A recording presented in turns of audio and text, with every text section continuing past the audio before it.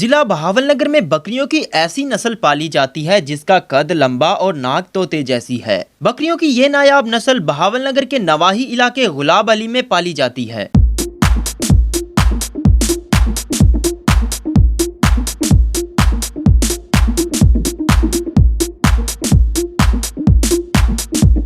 इन बकरियों के मालिक शाकिर मोहल का कहना है कि वो अरसा 12 साल से मक्खी चीनी नस्ल की इन बकरियों को पाल रहे हैं। ये जी माशाल्लाह बकरी हैं खट्टी चीनी ब्रीड की।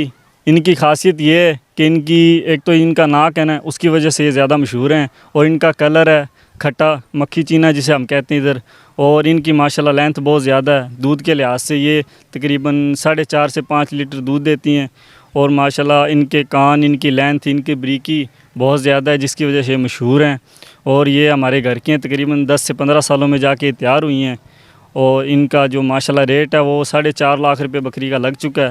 और इनका लियारा पठोरा हमने सेल किया जो तकरीबन 2-2.5 माह का था, 1,35,000 का।